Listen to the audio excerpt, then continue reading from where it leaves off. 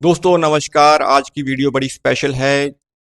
सोने की चैन और सोने का कड़ा किन लोगों को सूट करता है और किन लोगों को ये पहनना चाहिए। क्या गोल्ड पहनने के बाद आपका बृहस्पति कुंडली में अच्छा होता है या बुरा होता है, उसी के ऊपर आज की वीडियो है। तो गोल्ड किन को सूट करता है, आइए इसी वीडियो में आज बात करेंगे। एस्ट्रो गाइड मलिक में आप सभी का वेलकम।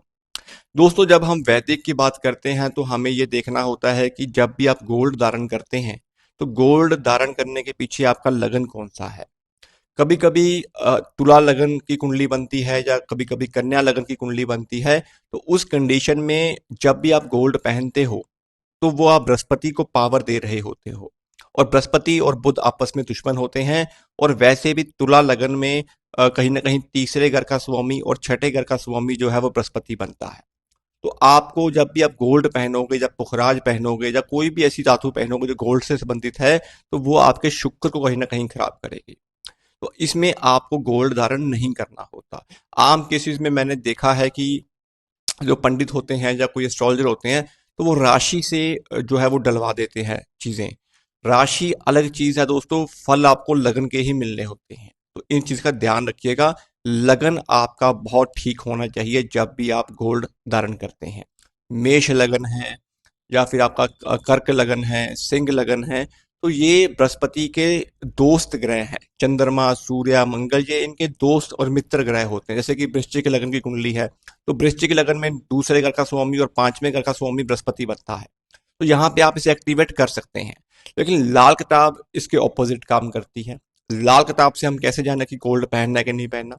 दोस्तों कुंडली में जब आपका बृहस्पति नीच का होता है, बृहस्पति खराब होता है, तो उस कंडीशन में गोल्ड पहना हुआ आपको नुकसान दे सकता है। अब कर्म भाव का बृहस्पति बैठा है तो आपने गोल्ड धारण कर लिया, तो वहां पे बृहस्पति की कंडीशन होती है कि आप मुझे दान करो, मुझे मुझे पहनना नहीं है। अगर आपने बृहस्पति को धारण कर लिया गोल्ड के रूप के अंदर, तो आपने उस नेगेटिविटी को बढ़ा दिया है, कम नहीं किया। कर्म भाव का बृहस्पति जो होता है वो नीच का होता है, तो नीच की चीजों का दान करना चाहिए, उसे अर्पण नहीं करना चाहिए। ये चीज का लॉजिक आप समझना जरूर। दूसरी कंडीशन में जब बृहस्पति छठे घर में बैठा है, आठवें घर में बैठा है, तो लाल किताब कहती है कि यहाँ पे आप गोल्ड धारण कर सकते हो, क्योंकि यहाँ पे बृहस्पति को आपने पावर देनी है अकॉर्डिंग टू हाउसेस। तो आठवां घर और छठा घर भी कहीं ना कहीं रूल करता है कर्जे को और शमशान को। तो यहाँ पे गोल्ड आप धारण कर सकते हो, पर कंडीशन अप्लाई होगी कि आपका लगन कौन सा है।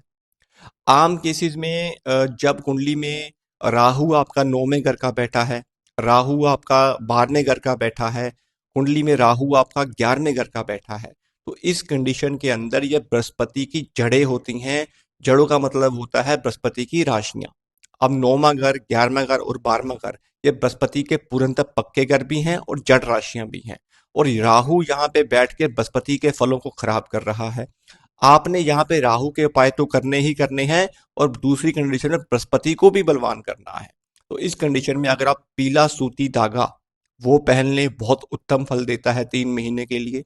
अगर आपके पास पैसे हैं, गोल्ड आप यूज कर सकते हैं, तो गोल्ड की चैन भी आप यहाँ पे पहन सकते हैं अकॉर्डिंग टू चार्ट, अगर राहु 9वें, 11वें और 12वें में है। बाकी कंडीशंस में जब बृहस्पति चौथे घर में बैठा है और लगन भी आपका मेष है, तो इस कंडीशन में भी आप गोल्ड को पहनो। बृहस्पति उच्च का है और उच्च की चीजों का पहरावा आप कर सकते हो, कोई प्रॉब्लम नहीं होती। दोस्तों एक ला किताब में कंडीशन बताई गई है कि जब कुंडली में मंगल छठे घर में बैठता है तो ये केतु का ऋण लग जाता है, यहाँ पे केतु पीड़ित होता है। और जब भी आपके घर में कोई संतान पैदा होती है तो संतान को गोल्ड की चैन जो है वो नहीं पहनानी चाहिए जब कुंडली में मंगल छठे घर में होता है।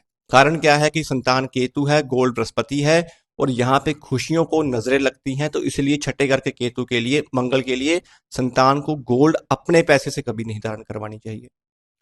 लगन में बृहस्पति है, आपका लगन भी कर्क है या सिंह है, या कहीं ना कहीं आपका सपोर्ट करता है बृहस्पति के लगन को, तो गोल्ड आप पहन सकते हो।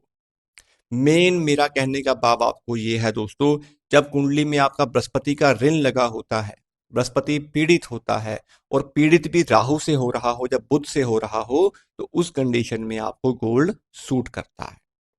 9वें घर में बुध बैठा है, 12वें घर में बुध बैठा है, तो यहाँ पे बृहस्पति और बुध का मेल जो राहु बनता है, तो उसको हम चांदी से भी कंट्रोल कर सकते हैं। चांदी की चैन भी आप यहाँ पे धारण कर सकते हैं।